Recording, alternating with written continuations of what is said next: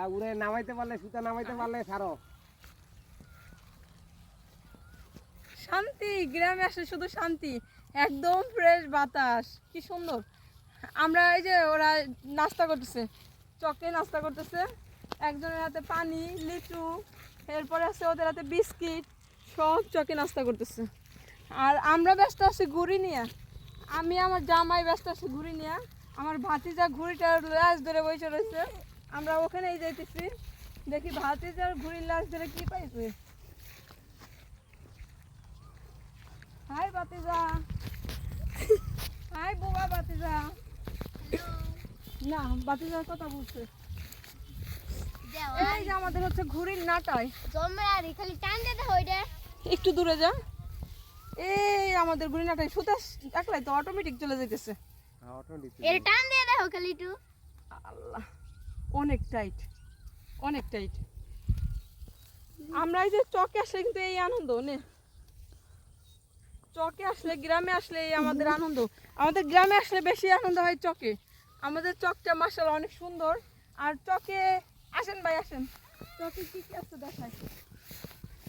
সবুজ ঘাস, পাট ক্ষেত, এরপরে আছে আরো কত সুন্দর। জলদি ফোকাস করো। ক্যামেরাম্যান জলদি ফোকাস করো। আও বাতি যাও। শান্তি আর শান্তি। ও মা গো, বসেও শান্তি নাই, আইটাই শান্তি। এই যে পাট খেতে দেখে, উড়ান তো নামান যাবি না? না না নামান যাবি না, নামান যাবি না? তো গাছে বাঁচবি উঠে। উঠান তো নামান যাবি না, গাছে তো বেজে যাবি। এই করে ঘাস খেললে আর ভালো। এই হচ্ছে ওই হচ্ছে সবুজে ঘেরা পাট ক্ষেত, এই হচ্ছে সবুজে ঘেরা পাট ক্ষেত। গ্রামে খালি শান্তি আর শান্তি, সূর্যটাও শান্তি। কই গেল এই যে সূর্যটা, সূর্যটা দেখলো শান্তি, মানে শান্তির শেষ নাই। এরপরে আসি কপালটুনিতে। এই যে দেখেন চকে আসলে ছোটবেলার কথা মনে পড়ে। এই যে দেখেন ছোটবেলার মতো এখনো চকে আসলে কিন্তু এই কপালটুনি ফুটে, এই যে দেখায় কি সুন্দর করে টাস করে ফোটে।